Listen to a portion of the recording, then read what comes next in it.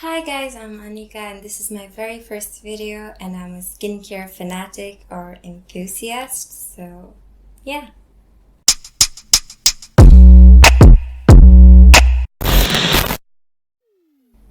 Let's start with skincare. What is skincare?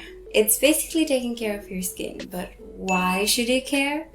Because it's the largest organ in your entire body. And to be honest, taking care of the skin really does boost up your self-esteem or self-confidence. Like, at least that's what it did for me.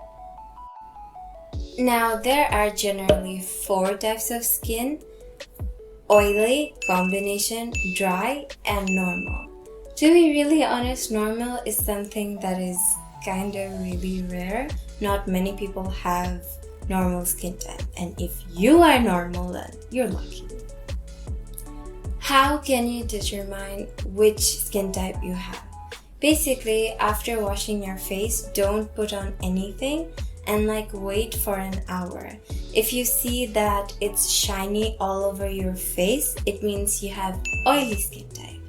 If you see that it's dry and parched, then you have dry skin type.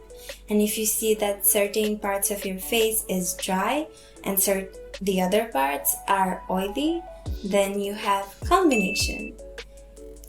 And if you see that your skin feels not too dry or not too oily, then congratulations, you have normal skin. Now, the basic 3 steps of the skincare is cleansing, hydrating, and protecting. Let's start with cleansing. There are generally 2 types of cleansers. One is water-based, another is oil-based. This is sometimes also referred to as double cleansing method, and I would really recommend you guys to go for it. Generally, water-based cleansers are not that great for removing makeup and the other oily debris. So usually people refer to oil cleansers because they do a better job at removing makeup or sunscreen. You want to follow that up with a water-based cleanser to make sure that everything is off of your face and there is nothing related to any kind of dirt, because it can eventually lead to breakout. You can also find cleansing balms, and to be really honest, they're actually my personal favorite. They really take off all that makeup from your face and you don't even need to follow it up with a water-based cleanser. Now, there are many types of oil cleansers in the market, and for this I wouldn't like to recommend any particular brand. I would suggest you guys to look for different brands and choose one that you really like. For water-based cleansers, if you have oily skin, then try to go for something of a more gel type, like something that does not completely strip off of all the oils from your face. People with oily skin often opt for a cleanser that is very harsh on the skin, like completely giving that squeaky feeling, but it's actually not that great.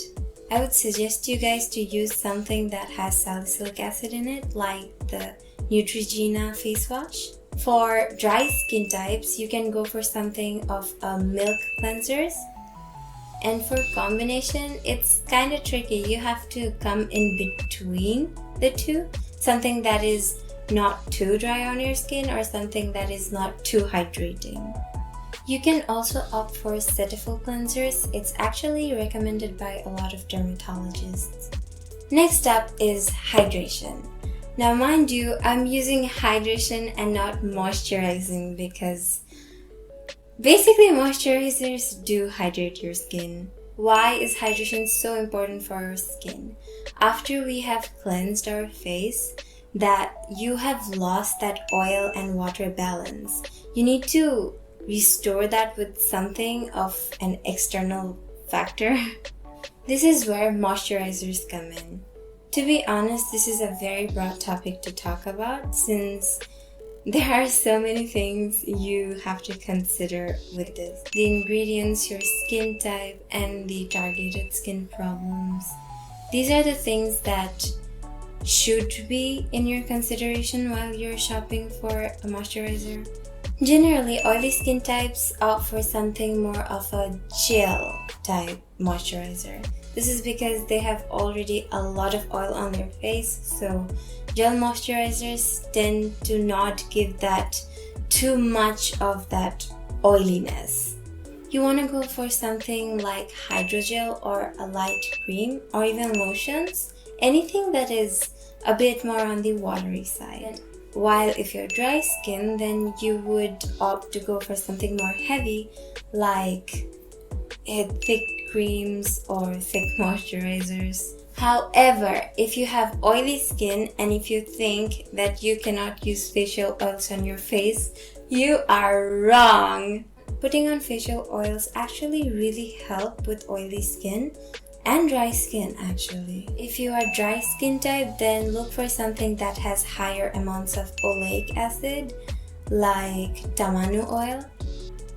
And if you are oily skin, then look for something that is higher in linoleic acid like rosehip seed oil.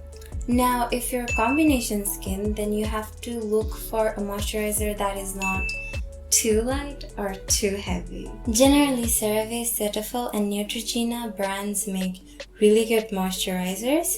If you're a beginner, I would really recommend you guys to choose from these brands. Now let's talk about my favorite part, sunscreen. Honestly, I could talk about sunscreens for hours. I probably am compulsively obsessed with it, but that's not the point. I just cannot emphasize on the importance of sunscreen regardless of your skin color. A lot of people think that if you're dark skinned, then you don't need sunscreen. Wrong! So the sun has 3 types of UV. One is UVA, UVB, and UVC. UVC usually gets blocked up by the ozone layer, so that's actually none of our concern. But for the UVB and UVA, they do reach our skin and they're both harmful. While it is true that if you have darker skin tone, then it will take you more time to have the same amount of UV damage that a fairer person would have, but that does not mean that you should skip your sunscreen because you're still gonna get sunburn. UVB is the one that causes skin cancer, so yeah, you need protection from that. While UVA damages the skin, increases skin aging, worsens melasma, causes melanoma, and a lot of other bad things. Now, generally there are 2 types of sunscreens. One is chemical, another is physical. Now, just because the name says chemical does not mean it is bad. Chemical sunscreens tend to absorb the UV ray, while physical sunscreens reflect the UV rays. For the longest time ever, people have been debating over which one is better than the other, but it really comes down to your preferences. They both have their pros and cons. Personally, I like mineral sunscreens more because I have a family history of melasma, and mineral sunscreens are known to help prevent the light rays as well, which is also another cause of melasma. One thing to note here though, that if you have sensitive skin, then I would really recommend for you to opt for mineral sunscreens, because chemical sunscreens, since they absorb the UV rays, they heat up on your skin, and if you have rosacea, then this can be quite irritating to your face. While at the same time, physical sunscreens also have white casts, so yeah, you just have to see which one suits for you the most. While shopping for sunscreens, you'll come across the term SPF, which is the sun protection factor. You want to stay in between 30 to 50 SPF, because anything below than 30 is not exactly that effective, and anything above 50 does not really increase the amount of protection all that very much. You also want to look for broad spectrum, and what this basically means is that it gives you protection from both UVA and UVB. Now, if you're opting for a Korean sunscreen or an Asian sunscreen, you will also come across something called the PA rating, which is a rating for the UVA, and I would really recommend you guys to stay in between 3 to 4 if you live in a very sunny environment. For sunscreens, you could go for Neutrogena. They have really good line of sunscreens, or La Roche-Posay if you're in UK. One thing I would really like to note here is that the reason why the steps are named cleansing, hydration, and protecting is because this does not just limit your skincare products. Like, what cleansing basically means is you need to keep your face clean. Like, try to stop touching your face. I know this can be very, very tempting, and try not to pick your pimples. I know I am even guilty of doing that, but like, still, it can cause hyperpigmentation. You don't want that. For hydration, this, as the name suggests, yes, you do need to drink a lot of water. And for protecting, you can try to stay away from the sun, like as in keep your face in shade wherever you can. Use an umbrella or a hat. I know this can be very challenging if you're in a very hot climate, but yeah, you just do what you can. And always remember, your diet and exercise also plays a role in this whole skin health. Your overall health, actually. Skincare is so individual. What I had given today are basically very, very basic steps. There are a lot of other steps you can add into your routine, like eye creams, toners, chemical exfoliators, ampules, and a few other things. This is probably the 4th time I'm recording this video. I'm so sorry if this was awkward. I tried, and as it turns out, I realized I probably am camera shy, but yeah. Hopefully this will get better with time.